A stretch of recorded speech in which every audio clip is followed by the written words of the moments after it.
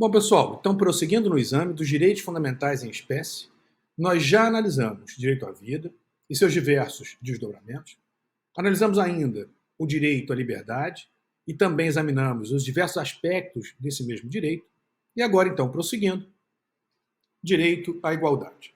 Como falado, portanto, já vimos vida, liberdade e intimidade como desdobramento do direito à vida, no aspecto de privacidade. Então, agora a gente vai iniciar o estudo do direito à igualdade.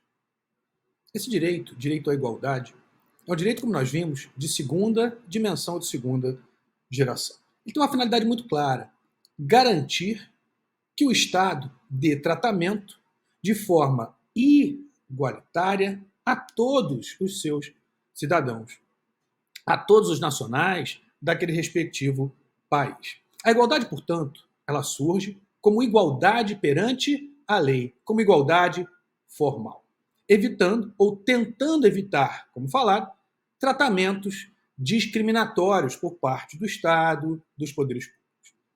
Mas é óbvio que a igualdade formal ela não é suficiente para resolver todos os problemas que surgem, de fato, na sociedade. Assim sendo, a igualdade formal, no primeiro momento, não é suficiente para garantir um tratamento igualitário de fato a todos os membros da sociedade. Então, a igualdade formal, ela garante, no primeiro momento, a igualdade perante a lei. Mas ela não garante necessariamente uma igualdade de fato. Uma igualdade que tem em conta a realidade do mundo em que se vive. Esse direito à igualdade, alguns falam em princípio da igualdade, ele vai sofrendo aperfeiçoamentos ao longo dos anos. A igualdade formal, como falado, é a primeira etapa. Nós vamos também examinar a chamada igualdade material, a igualdade de fato. A igualdade de fato, ou igualdade material, ou substancial, ela permite tratamentos diferenciados, desde que as circunstâncias fáticas justifiquem essa diferenciação. É aquela máxima, né, de Aristóteles, que era repetida aqui no Brasil por Rui Barbosa: tratar igualmente os iguais e desigualmente os desiguais na medida de suas desigualdades. Mas é importante, desde logo, termos em mente que a igualdade material, ou a igualdade de fato, substancial, ela nunca pode ser utilizada com a finalidade de privilegiar, de dar um tratamento privilegiado àqueles que já se encontrem em posição privilegiada. A ideia é você igualar, a partir do tratamento diferenciado, àqueles que se encontram em posição de inferioridade. Logo, a igualdade material ela nunca pode ser utilizada para aumentar ainda a desigualdade de fato que existe naquela respectiva sociedade, mas sim para garantir um maior equilíbrio, para você levantar aquele que se encontra caído, para você trazer para cima aquele que se encontra em posição de inferioridade, para você garantir um maior equilíbrio e não para desequilibrar as relações fáticas que existem na sociedade. A igualdade material, portanto, ela acaba, inclusive, permitindo que o tratamento, como falado, dado pelo Estado a determinadas pessoas, ele seja diferenciado, desde que esse tratamento diferenciado se justifique pelas circunstâncias fáticas, se justifiquem pela realidade. E essa evolução, ela chega a um ponto em que nós falamos em igualdade como diversidade. Igualdade de tratamento, igualdade de respeito a todos os membros da sociedade. Nesse aspecto, a igualdade passa a ser conjugada, veja só, com a liberdade. O indivíduo tem liberdade de escolha e, consequentemente, ele tem o direito a ser tratado com respeito, com igualdade, por todos os membros da sociedade, pelo próprio poder público. Então, veja que liberdade está ligada intimamente com a igualdade. Os direitos fundamentais como um todo, eles estão interligados. Então, a igualdade formal, que evolui para a igualdade material, que nós analisamos atualmente, igualdade como diversidade, igualdade como respeito ao outro, que é uma das consequências do exercício da própria autonomia da vontade. Nós vamos analisar todos esses aspectos em relação a esse direito, agora objeto de estudo, que é o direito à igualdade. E nosso ponto de partida vai ser conceituarmos igualdade, iniciarmos a análise a partir de igualdade formal e então avançarmos. A igualdade, objeto do nosso estudo, significa que os direitos individuais referentes à igualdade, eles partem, como dito, da chamada igualdade formal ou jurídica, que é o ponto de partida. Mas nós avançamos em direção à chamada igualdade material ou real, ou ainda igualdade substancial. E aqui a expressão é fundamental, real. Uma igualdade de fato, diferente da igualdade que é meramente jurídica, que não leva em consideração circunstâncias fáticas, não leva em consideração a realidade da vida, a realidade do mundo. Como falado, nosso ponto de partida é a igualdade formal, igualdade jurídica, chamada também de igualdade civil.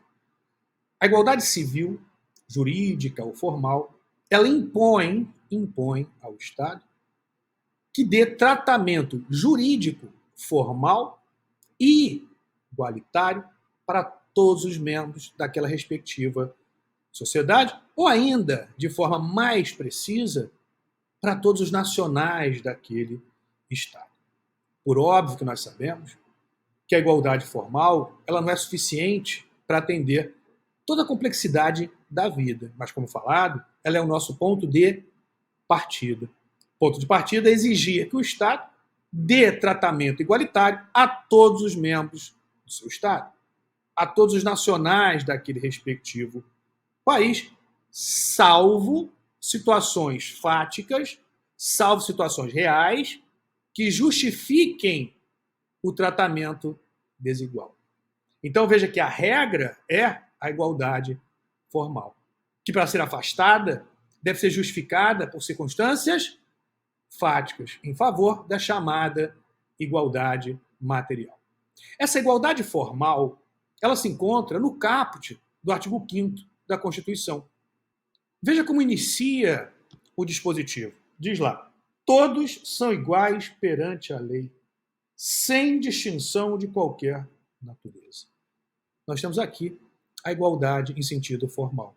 Temos, inclusive, um conceito de igualdade em sentido formal, que significa que o Estado deve dar tratamento jurídico e igualitário a todos os membros da sua respectiva sociedade, do seu respectivo país, a todos os nacionais do seu respectivo Estado. Mas o artigo 5º, caput, ele segue. Então diz lá: todos são iguais perante a lei, sem distinção de qualquer natureza, garantindo-se aos brasileiros e aos estrangeiros residentes no país a inviolabilidade do direito à vida, à liberdade, à igualdade. Igualdade aqui, ela está elaborada sob a forma de princípio, prima facie, como nós falamos. Então é a partir dessa expressão, igualdade, que nós vamos analisar esse direito e ampliar o alcance não limitado à igualdade em sentido formal, como visto. Mas a igualdade também encontra a previsão no inciso 1 desse mesmo artigo 5º. Olha lá. Homens e mulheres são iguais em direitos e obrigações nos termos desta Constituição. Mas a partir desse inciso 1 do artigo 5º, eu já deixo aqui uma indicação em relação à igualdade em sentido material. Então diz lá que homens e mulheres são iguais em direitos e obrigações nos termos desta Constituição. Mas veja, homens e mulheres, por óbvio que devem ter direitos iguais, hoje isso não se discute mais.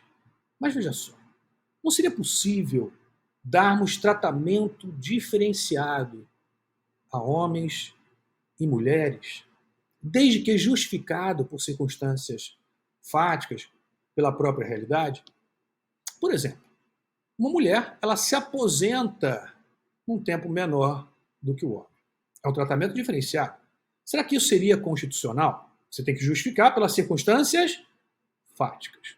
Então, por que se justifica faticamente que a mulher se aposente em um tempo menor do que o homem? Porque a partir da nossa realidade, do nosso mundo real, não estou falando da Suécia, da Dinamarca, tampouco do Afeganistão, do Iraque, da Síria. Estou falando da nossa realidade. E na nossa realidade, nós sabemos que culturalmente isso vai mudando ao longo da evolução daquele respectivo estado, daquela sociedade, mas na nossa sociedade, nós sabemos que culturalmente a mulher, ela tem uma jornada de trabalho muito mais intensa talvez do que o homem. O homem normalmente ele trabalha, chega em casa e talvez ali se mora sozinho, faz uma coisa ou outra, né? Mas a mulher não. A mulher, ela tem o que a gente chama de dupla jornada. Então, se você tem, por exemplo, um casal, um homem e uma mulher, as mulheres trabalham fora, assim como os homens. Mas quando chegam em casa, normalmente, dentro da nossa cultura, a mulher ainda trabalha dentro de casa. Normalmente é ela que vai arrumar a roupa do filho para ir para a escola no dia seguinte, vai passar roupa, vai lavar roupa, vai fazer a comida para o jantar, ou talvez a comida para o dia seguinte, vai arrumar lá o lanche das crianças, vai arrumar o jantar. Poxa, professor, mas eu ajudo muito a minha mulher em casa. Na minha casa é dividido. Que ótimo que assim seja. Mas será que essa realidade que você diz da sua casa, ela é a realidade desse Brasilzão imenso que a gente vive? Nós não podemos, veja, interpretar a Constituição a partir da nossa realidade, mas sim a partir da realidade do mundo circundante, do mundo que nos rodeia, da nossa realidade fática, social, cultural. Nós não podemos dizer que no Brasil a realidade é essa.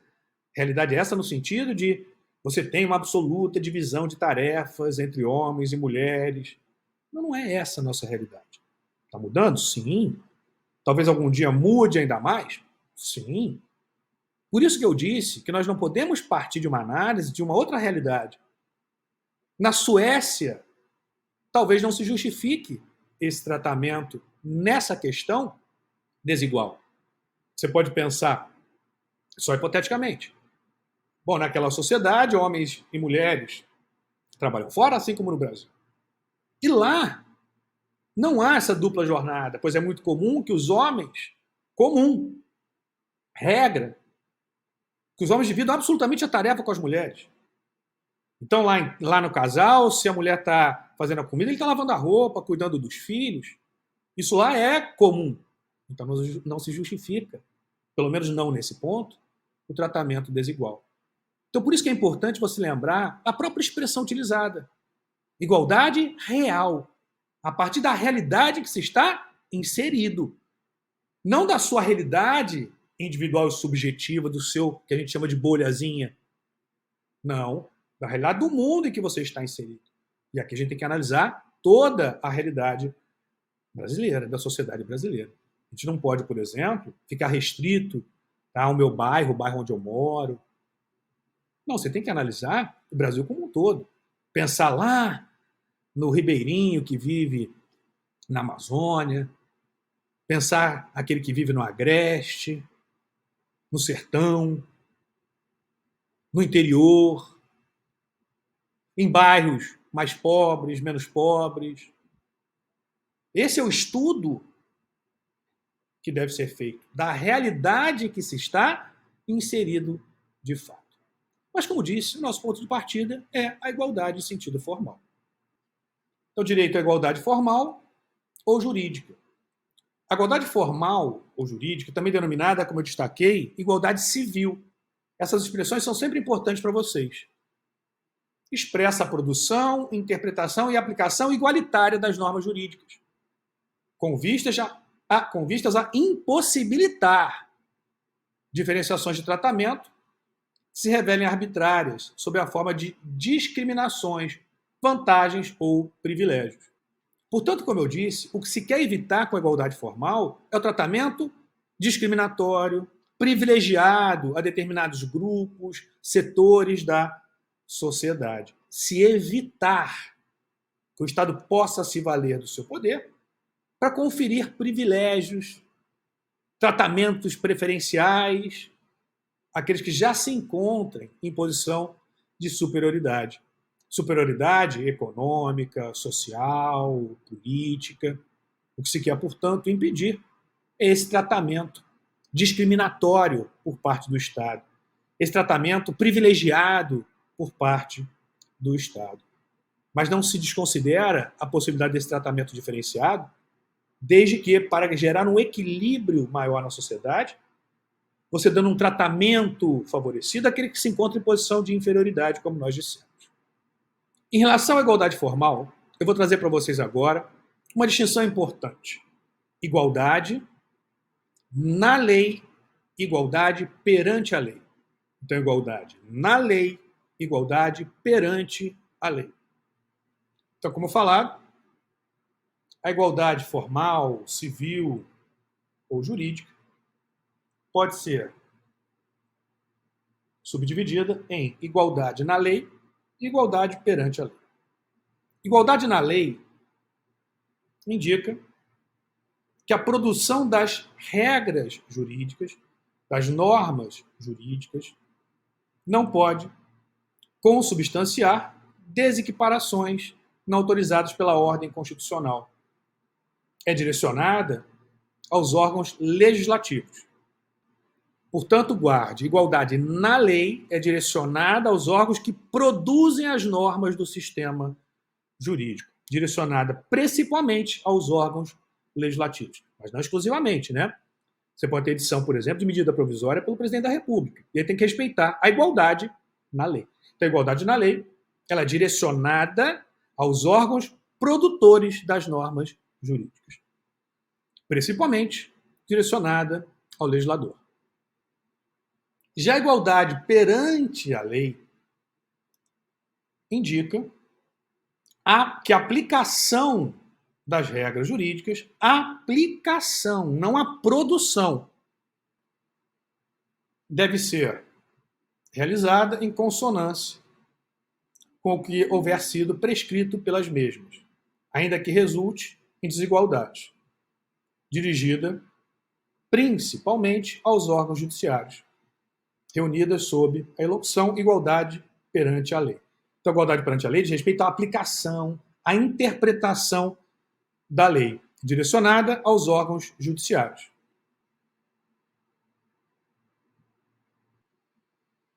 Então, como destacado, igualdade na lei diz respeito à produção das normas jurídicas, direcionada aos órgãos legislativos. Igualdade perante a lei diz respeito à aplicação, interpretação das normas jurídicas. É direcionado, essencialmente, aos órgãos judiciários. Não exclusivamente, mas essencialmente aos órgãos judiciários. Mas também, por exemplo, ao Poder Executivo, quando aplica uma lei. Agora, avançando, igualdade em sentido material. A igualdade material ou real, também designada igualdade real ou fática. Também chamada de igualdade em sentido substancial, igualdade de fato, são expressões que revelam o mesmo fenômeno. É exteriorizado a igualdade efetiva. A expressão aqui é importante, igualdade efetiva. Perante os bens da vida humana, sendo certo que os ordenamentos constitucionais dispõem de 3 meios de implementação desse aspecto da igualdade, revestidos de natureza liberal, social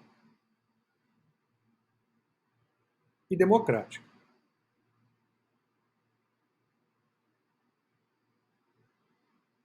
Então, 3 aspectos importantes na implementação do direito à igualdade em sentido material. Nós vamos analisar esses 3 aspectos da igualdade em sentido material. Então, primeiramente, igualdade material em sentido liberal. Esse primeiro aspecto é imanente aos ordenamentos jurídicos franco-germânicos e são consagrados em normas que proíbem a prática de discriminações baseadas em critérios de origem, raça, sexo, cor e idade, como, por exemplo, os preceitos ou os preceituados no preâmbulo da Constituição Francesa e no artigo 3º, número 3, da Constituição Alemã.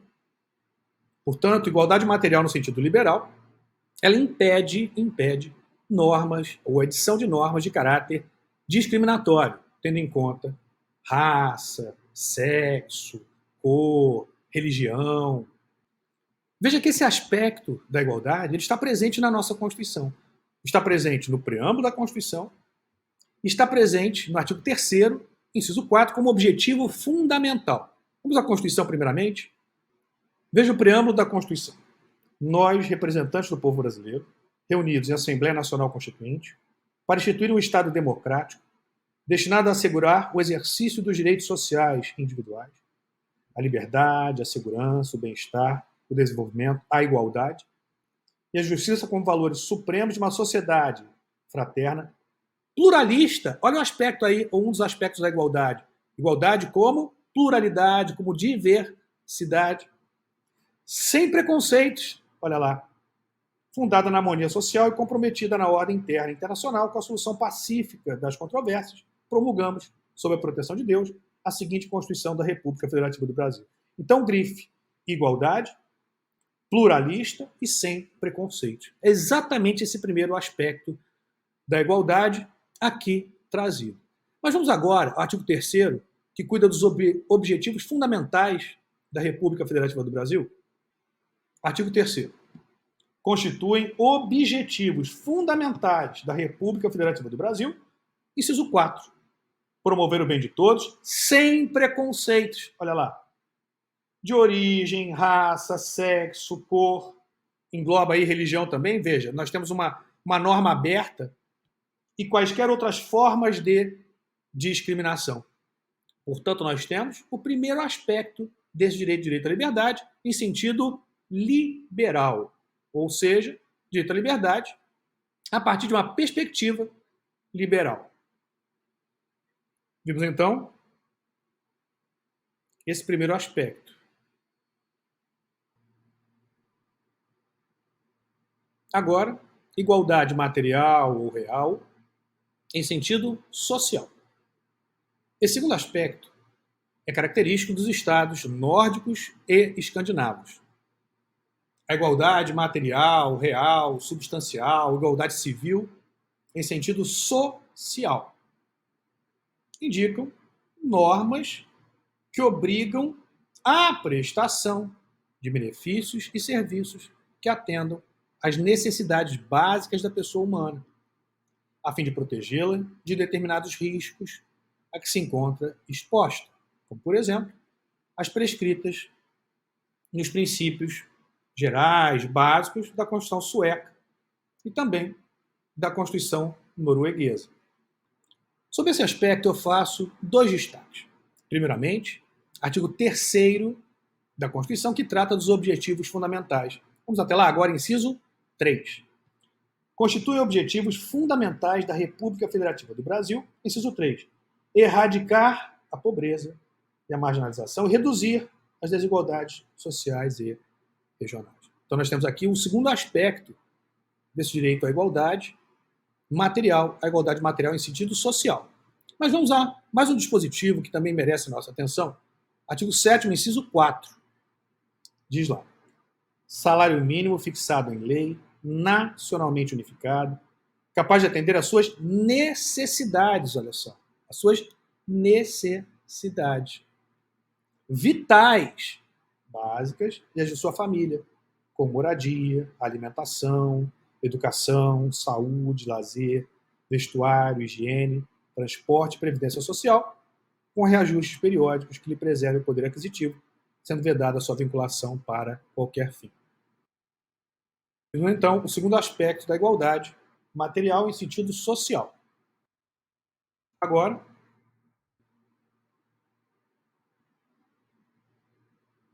igualdade material de natureza democrática. Esse terceiro aspecto, ele tem por origem, conforme indica a maioria da doutrina, os Estados Unidos da América.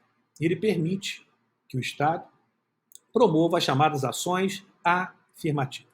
Mas é importante já fazer um destaque que a doutrina que estuda mais a fundo esse terceiro aspecto, a igualdade material em sentido democrático, aponta que a Índia é que teria dado origem às chamadas ações afirmativas, que se desenvolveram, ganharam corpo, ganharam relevância nos Estados Unidos.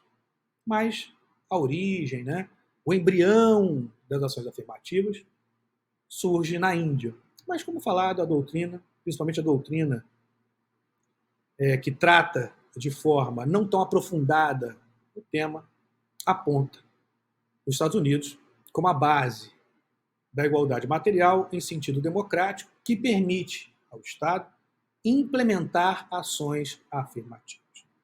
Ações afirmativas que têm uma finalidade muito clara: garantir às pessoas, grupos que se encontram em posição de inferioridade na sociedade, que essas pessoas, esses grupos, sejam alçados, sejam elevados a um patamar de igualdade com os demais membros da sociedade, que já sejam contemplados por determinados direitos existentes naquele sistema jurídico. Pegue, por exemplo, o caso dos Estados Unidos, onde você tinha uma segregação racial muito intensa. Então, os negros, por exemplo, até determinado período de tempo, não poderiam frequentar as mesmas escolas dos brancos. Então, não tinham esses mesmos direitos. Então, a ação afirmativa, ela não visa dar tratamento privilegiado a um grupo, discriminatório a um grupo. Não, a finalidade não é essa. Mas sim equiparar, elevar aquele que se encontra em posição de inferioridade, para que você tenha, de fato, uma realidade mais igual.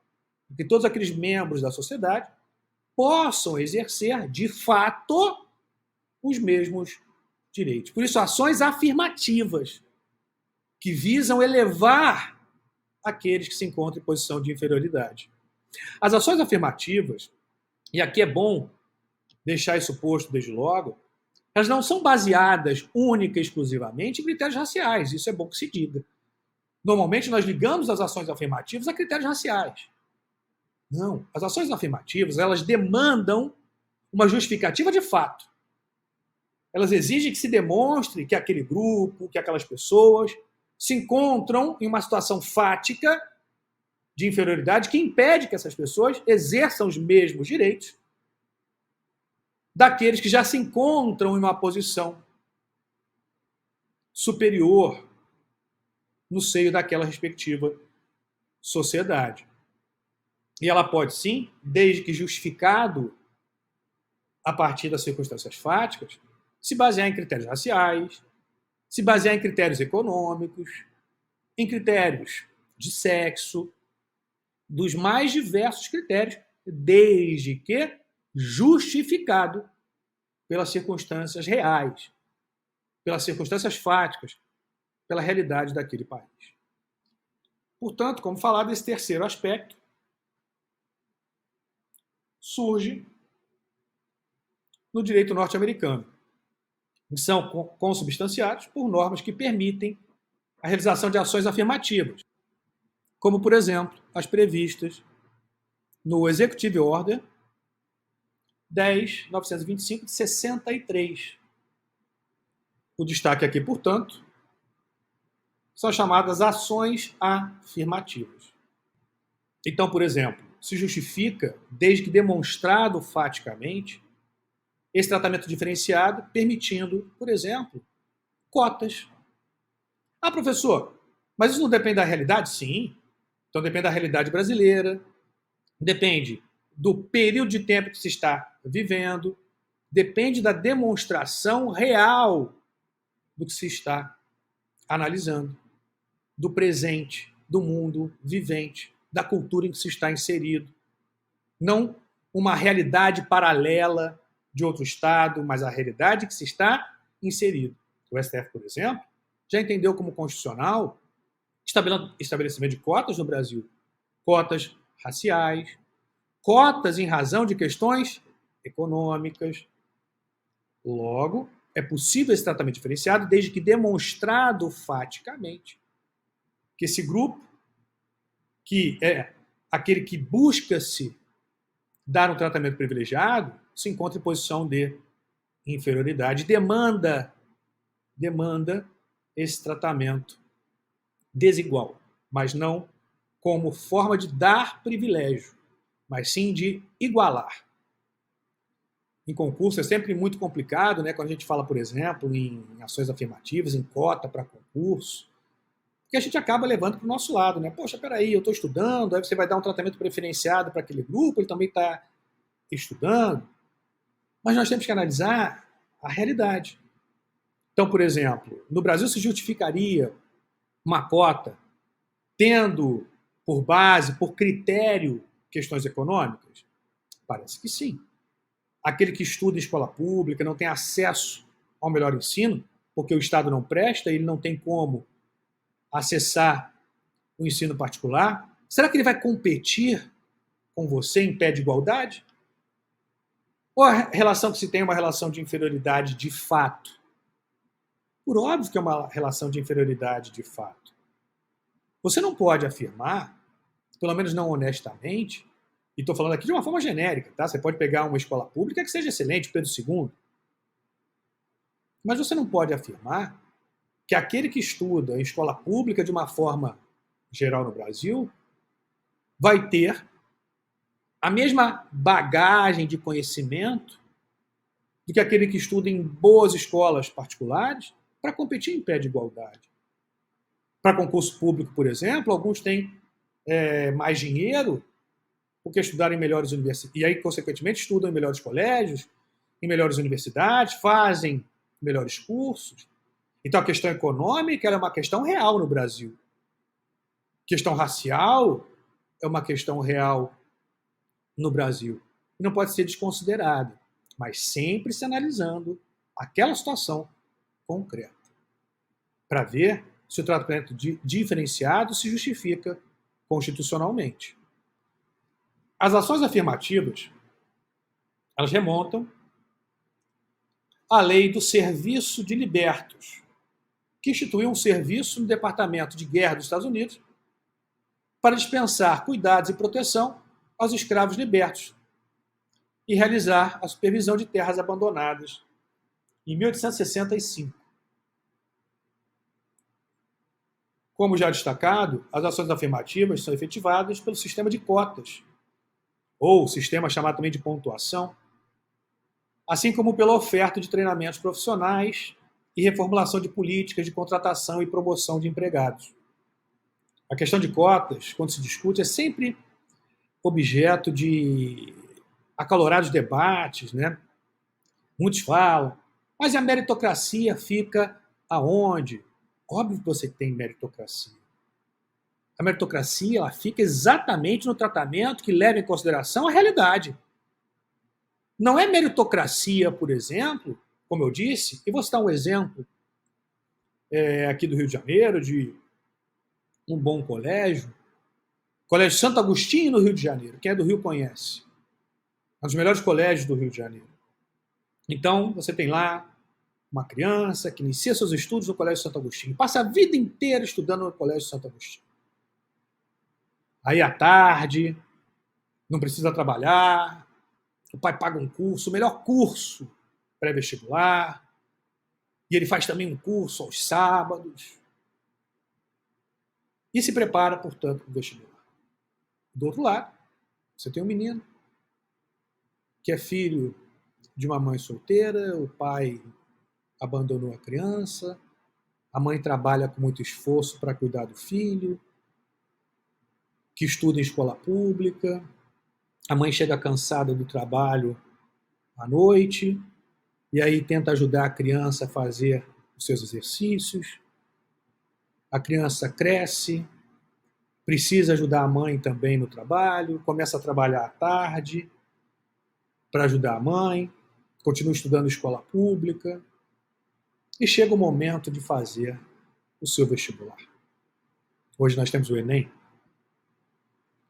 Você vai dizer que essas duas pessoas, esses dois jovens, estão competindo em pé de igualdade e, consequentemente, o critério para aprovação deve ser única e exclusivamente aquele que vai obter a melhor nota? É um critério justo para esse caso? Não. Sim, porque o mérito não pode considerar a realidade. A realidade, de fato. E o mérito ele existe também quando você institui, por exemplo, uma cota. Quando você estabelece uma cota, aquele que entra pela cota, você tem lá um patamar mínimo de conhecimento, por exemplo, que deve ser demonstrado para que ele possa ingressar. Não significa, por simplesmente, que ele escreva lá, que ele se insere naquele grupo respectivo da cota e não precisa fazer prova, pode tirar zero e vai ingressar no concurso, vai ingressar naquela universidade? Por óbvio que não. Ele tem que ser aprovado, pelo menos, dentro dos critérios mínimos. Então é muito equivocado quando a gente, pelo menos, imagina que você estabelece a cota, ele vai lá, assina o nome na cota e entra. Mesmo tirando zero. Não, não é isso. Você tem a conjugação dos critérios que justifica o tratamento diferenciado, com critério técnico, que deve ser conjugado, por óbvio. E aí sim você tem um tratamento mais igual em sentido material, em sentido substancial. É importante destacar que as cotas, não se pretendem eternas, definitivas. As cotas são políticas públicas excepcionais. Excepcionais para atuar em um determinado momento de tempo, buscando, naquele período, garantir que sejam elevados aqueles que se encontram em posição de inferioridade, a um patamar fático mais igualitário, e a partir do momento em que se efetiva essa igualdade de fato, a cota não mais se justifica. Ela passaria a ser inconstitucional. E por que passaria a ser inconstitucional? Porque a realidade que a justificou se alterou.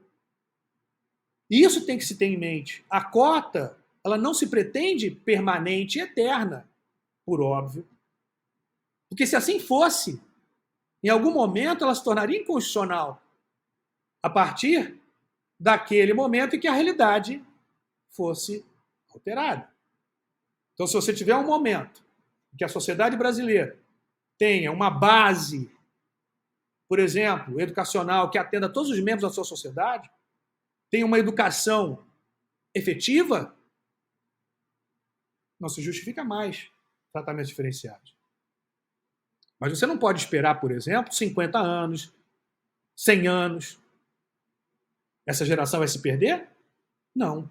A cota visa dar essa resposta imediata para situações que não podem aguardar, por exemplo, 30, 40, 50 anos. Porque a mudança vai ser demorada, a mudança da realidade vai ser demorada. E essas pessoas não podem ficar desatendidas enquanto a mudança não for efetivada. Por isso que a cota ela tem, como eu disse, essa finalidade mais imediata de solução do problema. Ela não se pretende, como falado, uma política pública eterna e permanente.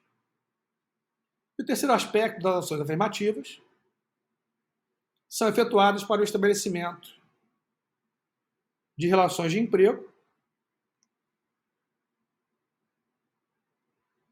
bem como para delegação de serviços de comunicação social, contratação e dispêndio de recursos públicos e admissão em instituições, olha lá como eu já destaquei, de ensino superior, com diferentes fundamentações filosóficas e jurídicas. Grife isso.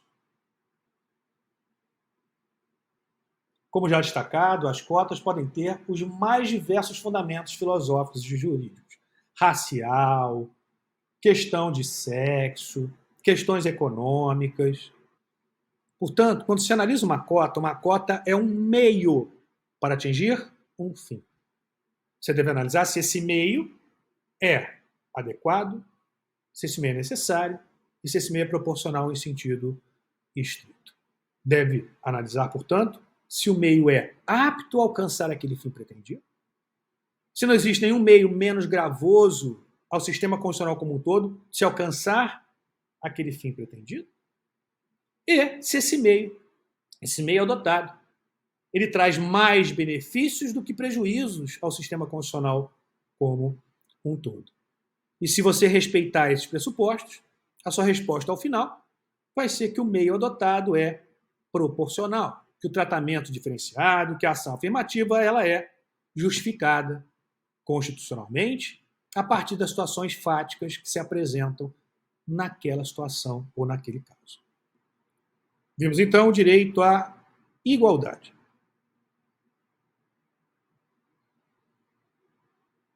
Fechamos então o direito à igualdade.